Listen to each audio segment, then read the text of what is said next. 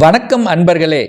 அஸ்ட்ரோசிரி channel வாயிலாக நான் உங்கள் அஸ்ட்ராலஜர் டாக்டர் சதீஷ். மிதுன ராசி அன்பர்களே, மிருகசீரிடம் 3-4 நட்சத்திர பாதங்களையும், திருவாதிரை 1, 2, 3, 4 நட்சத்திர பாதங்களையும், புனர்பூசம் 1, 2, 3 ஆக இந்த 3 நட்சத்திரங்களையும் 9 நட்சத்திர பாதங்களை கொண்ட இந்த மிதுன ராசி அன்பர்களுக்கு இந்த தை மாதத்துல தொழில் சார்ந்த விஷயங்கள், வேலை சார்ந்த விஷயங்கள் எப்படி இருக்கும் அப்படின்னு பார்க்கும் பொழுது, அந்த 10ஆம் இடம் என்பது தொழில் ஸ்தானம் அல்லவா? அந்த 10ஆம் இடத்தின் அதிபதியாக இருக்கக்கூடிய குரு பகவான் 11ஆம் இடம் என்கின்ற லாபஸ்தானத்தில் இருக்கக்கூடிய அமைப்பு ஒரு சிறப்பான அமைப்பு.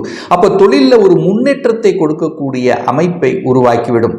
10ல் ஒரு பாவியாவது இருக்கணும் அப்படிங்கிற அமைப்பு கேட்க அங்க ராகு பகவான் அங்க உட்கார்ந்திருக்கார். அப்போ நிச்சயமாக தொழில் சார்ந்த விஷயத்தில் முன்னேற்றத்தையும் மாற்றத்தை கொடுக்கக்கூடிய ஒரு நல்ல மாதமாக அமைகிறது இந்த மிதுன ராசி என்பவர்களுக்கு. அப்போ சிலர் தொழிலை ஆரம்பித்து அந்த தொழிலில் இதுவரைக்கும் ஒரு நஷ்டமாகவே இருந்தது, ஏதோ ஒன்று போய்கொண்டிருக்கிறது என்று அதில் ஒரு மாதிரியான ஒரு மன கஷ்டத்தில் இருந்து கொண்டிருக்கின்ற மிதுன ராசி என்பவர்களுக்கு இந்த தை மாதம் ஆரம்பித்த உடனே ஒரு நல்ல மாற்றம், லாபத்தை தரக்கூடிய ஒரு நல்ல மாற்றத்தை உங்களுக்கு கொடுக்க காத்து கொண்டிருக்கிறது அப்படின்னு சொல்லணும். ஏன் சொல்றேன் அப்படின்னா, அந்த குரு பகவான் இதுவரைக்கும் யாரோட பிடியில் இருந்தார் அப்படின்னா ராகுவனுடைய பிடியில் இருந்து கொண்டிருந்தது. அப்போ இப்போ ராகு சுயமாக தன்னுடைய ஒளி பொருந்திய அமைப்பில் இருந்து கொண்டு தனது 7ஆம் இடத்தையே பார்க்கிறார். அப்போ சொந்த தொழிலில் இதுவரைக்கு ஒரு முன்னேற்றம் இல்லாதவர்களுக்கு சொந்த தொழிலில் முன்னேற்றம் கிடைக்கக்கூடிய தன்மை, புதிய புதிய ஒப்பந்தங்கள் கொடுக்கக்கூடிய தன்மை. இதே சமயத்தில் பார்த்தீங்கன்னா இவங்களுக்கு இதுவரைக்கும் பார்த்தீங்கன்னா தன்னுடைய பேச்சு, அறிவு, புத்தி ஒரு சரியான அமைப்புல இல்லை. அதாவது தான் ஒன்று நினைக்கிற அது ஏதோ ஒரு மாதிரி நடந்து கொண்டிருக்கிறது அப்படின்றவங்களுக்கு சில அனுபவ பாடங்களை கற்றுக் கொடுத்திருக்கும். அந்த அனுபவ பாடத்தின் வழியாக இப்படி செய்தால் இது நன்று என்று அழகாக உங்களுக்கு புரியப்பட்டு இப்போ ஒரு நல்ல ஸ்ட்ராட்டஜிக் பிளானை புகுத்தி திறம்பட செய்து வெற்றி பெறக்கூடிய அமைப்பில் தான் இந்த மாதம் உங்களுக்கு சிறப்பாக இருக்கிறது. ஏன்னா 9ஆம் அதிபதி என்று சொல்லக்கூடிய சனி பகவான் ஆட்சி பலம் பெற்று தனது 3ஆம் பார்வையாக அந்த குரு பகவானை பார்க்கிறார். அப்போ 9ஆம் அதிபதியும் 10ஆம் அதிபதியும் ஒரு கனெக்ட் ஆகக்கூடிய இந்த மாதத்தில் பார்க்கும்போது நிச்சயமாக, அதாவது தர்ம கர்மாதிபதி யோகம் இருக்கின்ற காரணத்தால தொழில் சார்ந்த விஷயத்தில், வேலை சார்ந்த விஷயத்தில் ஒரு நல்ல முன்னேற்றத்தை தரும். இதுவரையில் ஒரு வேலையில் நல்ல வேலை செஞ்ச, நல்ல உழைப்புக்கேற்ற ஊதியம் கிடைக்கல, என்னை புரிந்து கொள்ளல, மேலதிகாரிகள் புரிந்து கொள்ளல அப்படின்னு இருந்தவர்கள் கூட இப்போ உங்களுக்கு புரிந்து கொள்ளக்கூடிய தன்மை. இந்த மாதம் உங்களுக்கு ஒரு வேலையை கொடுத்து அந்த வேலையை திறம்பட செய்து உங்களுடைய மேலதிகாரிகளின் பாராட்டை பெறக்கூடிய ஒரு அமைப்பில் இந்த மாதம் உங்களுக்கு சிறப்பாக இருக்கு. வேலையில் ஒரு நல்ல வேலை, ஒரு நல்ல மாற்றம் வேணும், எனக்கு அடுத்த ஒரு ப்ரமோஷன் வேணும், அடுத்த ஒரு வளர்ச்சி வேணும் அப்படிங்கிறவங்களுக்கு ஒரு நல்ல வாய்ப்பை கொடுக்கக்கூடிய ஒரு மாதம் அப்படின்னு எடுத்துக்கலாம் இந்த மிதுன ராசி அன்பர்களுக்கு. திருமணம் சார்ந்த சுப காரியங்கள் இனிதே நடந்தேறுமா அப்படின்னு பார்க்கும் பொழுது நிச்சயமா குரு பலன் இருக்கிறது. குரு பகவான் 11ஆம் இடத்திலேயே நல்லா இருக்காரு. இதுவரைக்கும் குருவோடு ராகு இருந்த கிரகணத்துவம் ஆகி அந்த குரு ஒரு வகையில் அந்த ஒளித்தன்மை குறைந்திருந்ததுன்னு கூட இருக்கலாம். ஆனால் இப்போ பரிபூர்ண ஒளியோட அந்த குரு பகவான் 11ஆம் இடத்தில் இருந்து கொண்டு தனது பாக்கிய பார்வையாக அந்த 7ஆம் இடம் என்கின்ற திருமணஸ்தானத்தையே பார்க்கிறார். அப்போ நிச்சயமாக திருமணம் சார்ந்த சுப காரியங்கள், கலத்திர காரகன் என்று சொல்லக்கூடிய அந்த சுக்கிர பகவானும் அதே திருமணஸ்தானத்தில் இருக்கார். அப்போ உங்களுக்கு யோகத்தை தரக்கூடிய ஒரு கிரகம் அப்படின்னு சொன்னால் அது சுக்கிர பகவான் தான். அந்த சுக்கிர பகவானும் அங்கே 7ஆம் இடத்தில் அமர்ந்து கொண்டு குரு பார்வையோட உங்க ராசி அதிபதி என்று சொல்லக்கூடிய புதனும் இருக்கக்கூடிய இந்த மாதத்தில் நீங்கள் நினைத்தவாறு வரன் உங்களுக்கு இவர்தான் அப்படின்னு அடையாளம் காட்டக்கூடிய தன்மை, ஒரு சிலருக்கு நிச்சயதார்த்தம் செய்யக்கூடிய தன்மையை உறுதியாக கொடுக்கும்னா மிக இல்லை. அதே சமயத்தில் பார்த்தீங்கன்னா கூட்டு தொழில் சார்ந்த விஷயத்தில் இருந்தவர்களுக்கு சில மன கஷ்டங்கள் சங்கடங்கள் இருந்தாலும் அது எல்லாமே தீரக்கூடிய ஒரு நல்ல மாதமாக உங்களுக்கு அமைகிறது. கணவன் மனைவி 2 பேரும் சேர்ந்து ஒரு தொழிலை ஆரம்பிக்கலாம். இதுவரைக்கும் ஒரு வேலையில் இருந்த இனி நாம் ஒரு சொந்த தொழிலை ஆரம்பிக்கலாம் என்கின்ற மன உந்துதல் ஏற்படுத்தக்கூடிய ஒரு நல்ல மாதமாக உங்களுக்கு அமைகிறது.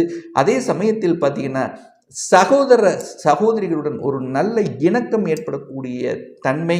அதே சமயத்தில் பார்த்தீங்கன்னா மாமனார் சார்ந்த வகையில் உங்களுக்கு ஏதாவது ஒரு உதவி கிடைக்கக்கூடிய தன்மைகளும் இந்த மாதம் உங்களுக்கு சிறப்பாக இருக்கிறது. சூரிய பகவான் 8ல் உட்கார்ந்திருக்கார். அப்போது ஒரு சிலருக்கு உஷ்ணம் சம்பந்தப்பட்ட ஹீட்டு சம்பந்தப்பட்ட தொந்தரவு தருவதற்கான வாய்ப்புகள் இருக்கிறது. தந்தையினுடைய உடல்நலம் சார்ந்த விஷயத்திலும் கொஞ்சம் அக்கறை எடுத்துக்கொள்ளணும் அப்படிங்கிறதையும் மனதில் பதிய வைத்துக் கொள்ளுங்கள். அரசு சார்ந்த துறையில் இருக்கின்ற இந்த மிதுனராசி என்பவர்களுக்கு சில சங்கடங்கள் சில மன உளைச்சல்கள் வரக்கூடிய தன்மை. ஆனால் அதுவும் பார்த்தீங்கன்னா உங்களுக்கு இந்த மாதத்தின் இறுதியில் அது சரியாக கூடிய தன்மை. 3ஆம் அதிபதி என்று சொல்லக்கூடிய சூரியன் போய் 8ல் மறைஞ்சிருக்கிறதுனால அந்த தன்னம்பிக்கையுடன் செயல்படுத்தணும் அப்படிங்கிறதையும் மனதில் பதிய வைத்துக் கொள்ளுங்க. ஏன்னா சின்ன சின்ன மன குழப்பங்கள் வரும். இதை செய்யலாமா அதை செய்யலாமா அப்படிங்கிற ஒரு கன்ஃபியூஷன். ஏன்னா 3ஆம் இடம் என்பது மனதை குறிக்கக்கூடிய ஒரு இடம் தான். ஸோ அந்த அதிபதி 8ல் இருக்கிறதுனால சில கன்ஃபியூஷன் ஏற்படுத்தும். ஆனால் என்னன்னாலும் ஒரு சில விஷயங்கள் யோசித்து செயல்படுத்துவதும் உங்களுக்கு சிறப்பை ஏற்படுத்தும். அதாவது குறிப்பாக நம்ம சொல்ல போனால் ஒப்பந்தம் சார்ந்த விஷயத்தில் கவனமாக இருக்கணும். எந்த ஒரு ஒப்பந்தம் செய்தாலும் அது சரியாக இருக்கிறதா, டாக்குமெண்ட் சரியாக இருக்கிறதா அப்படிங்கிறதையும் பார்க்கணும். யாருக்கும் முன்பின் தெரியாத நபர்கள் அல்லது யாருக்கும் தெரிந்தவர்கள் தெரியாதவர்கள் யாருக்கும் ஜாமீன் கையெழுத்து போடுவதை தவிர்ப்பது இந்த மாதம் உங்களுக்கு அனைத்து விதத்திலும் நல்லதை ஏற்படுத்தி கொடுக்கும். அதே சமயத்தில் ராகு பகவான் 10ல் இருக்கார். 10ல் ஒரு பாம்பாவது இருக்கணும். ஆனால் ராகுங்கிறது வெளிநாட்டு சம்பந்தப்பட்ட ஒரு கிரகம் தான். அந்த ராகு அவர் எங்கே அமர்ந்திருக்கார்? தொழில் ஸ்தானத்தில் இருக்கார். அப்போ வெளிநாட்டு தொடர்புகளை உங்களுக்கு நிச்சயமாக ஏதாவது ஒரு ரூபத்தில் ஏற்படுத்தி கொடுக்கும். அந்நிய மதம் சார்ந்தவருடன் ஒரு நல்லுணர்வை ஏற்படுத்தும். அவர்கள் மூலமாக நல்லவைகள் நீங்கள் ஏதாவது தொழில் இருந்தாலும் வேலை இருந்தாலும் அல்லது எந்த ஒரு ரூபத்தில் உங்களுக்கு அனுகூல மேன்மையை தரக்கூடிய அமைப்பு. ஒரு சிலருக்கு பார்த்தீங்கன்னா இந்த ஏற்றுமதி இறக்குமதி சம்பந்தப்பட்ட இம்போர்ட் எக்ஸ்போர்ட் சார்ந்த துறையில் செலுத்தணும், அதாவது அதற்குள்ள போகணுங்கிற அந்த எண்ண ஓட்டங்களை உங்களுக்கு உருவாக்கும். அதே சமயத்தில் வெளிநாட்டில் இருக்கிற ஏதோ ஒரு வேலையில் இருக்கிற ஆனால் ஏதோ ஒரு மாறணும் அப்படின்னா கடந்த 2 வருடங்களாக ஏதாவது ஒரு வகையில் தொழில் ரீதியாக வேலை ரீதியாக ஒரு அழுத்தத்தை கொடுத்து கொண்டிருந்த இந்த மிதுன ராசி அன்பர்களுக்கு இப்பதான் உங்களுக்கு ஒரு விடிவு காலம் வந்திருக்குன்னு சொல்லலாம். அப்போ ஒரு மேம்பாடு கிடைக்கும். வெளிநாட்டில் இருந்தவர்கள் அங்கே செட்டில் ஆகணுங்கிற எண்ணம் இருப்பவர்கள் அல்லது ஒரு 2 வருஷமாக அங்கேயே ஒரு PR அப்ளை பண்ணி அங்கேயே ஒரு நிரந்தரமாக குடியுரிமை இருக்கும்னா அதுக்கு ஒரு வழி இல்லாமல் தடைகளை ஏற்படுத்தி கொண்டிருந்த காலங்கள் இப்போ இந்த தை மாதத்திலிருந்து விலகப் போகிறது. அங்கேயே PR கிடைப்பதற்கான வாய்ப்புகள் உங்களுக்கு சிறப்பாக இருக்கிறது. குரு பகவான் அற்புதமாக அழகாக 11ஆம் இடம் லாபஸ்தானத்தில் இருக்கிறதுனால பெரியோர்களினுடைய ஆதரவு இருக்கும். குருமார்களினுடைய தொடர்புகளை ஏற்படுத்தும். ஆன்மீகம் சம்பந்தப்பட்ட எண்ண ஓட்டங்கள் உங்களுக்கு அதிகமாக இருக்கும். அதாவது கோயில் திருப்பணிகளுக்கு செலவிடக்கூடிய தன்மை, கும்பாபிஷேகம் செய்யக்கூடிய தன்மை, உங்களுக்கு இஷ்ட தெய்வங்களுக்கு சென்று வழிபடக்கூடிய பிராப்தங்கள், குலதெய்வத்துக்கு சென்று வரக்கூடிய அந்த தன்மைகள் எல்லாமே உங்களுக்கு சிறப்பாக இருக்கிறது. அதுவும் குறிப்பாக இந்த சொல்லிக் கொடுத்தல் போதனைகள் செய்வது, சட்டம் நீதித்துறை இந்த மாதிரியான துறையில் இருக்கின்ற இந்த மிதுனராசி என்பவர்களுக்கு ஒரு ஏற்றத்தை கொடுக்கக்கூடிய ஒரு நல்ல மாதமாக உங்களுக்கு தென்படுகிறது. அதே சமயத்தில் குழந்தை சார்ந்த விஷயங்கள் சிறப்பாக இருக்குமா, குழந்தைகளுடைய படிப்பு சார்ந்த விஷயங்கள் சிறப்பாக இருக்குமா அப்படின்னு பார்க்கும் பொழுது நிச்சயமாக குழந்தைகள் அப்படின்னாலே குரு பகவானையும் 5ஆம் இடத்தையும் பார்க்கணும். அப்போ அந்த 5ஆம் இடத்து அதிபதியான இந்த சுக்கிரன் 7ஆம் இடத்தில் அமர்ந்து கொண்டு குருவினுடைய பார்வை, அதாவது அந்த குருவினுடைய பார்வை 5ஆம் இடத்தின் மீது பதிகிறது. 5ஆம் அதிபதியின் மீது பதிகின்ற காரணத்தால குழந்தைகள் சிறப்பாக இருக்கக்கூடிய அமைப்பு.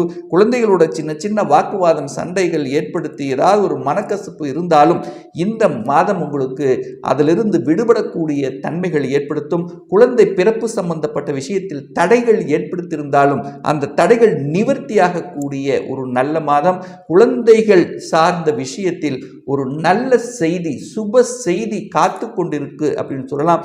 காதல் சார்ந்த விஷயமும் பார்த்தீங்கன்னா சிறப்பாக இருக்கிறது.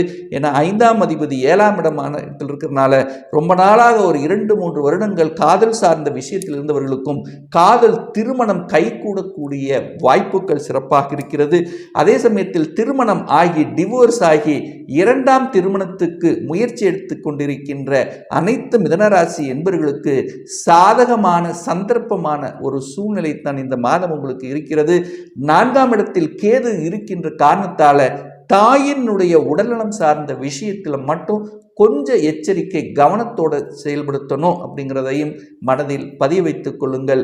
ஆக மொத்தம் இந்த மிதனராசி என்பர்களுக்கு இந்த தை மாதத்தில் ஒரு உற்சாகத்தையும் ஒரு தன்னம்பிக்கையும் ஒரு தொழிலில் விருத்தியும் நினைத்த காரியங்களில் ஜெயமாக கூடிய தன்மை. ஏன்னா உங்களுடைய ராசி அதிபதி ராசியை பார்க்கின்ற காரணத்தால், ஆனால் என்ன செவ்வாய் ராசியை பார்க்கறதுனால கொஞ்சம் கோபம் ஆக்ரோஷம் வரும்.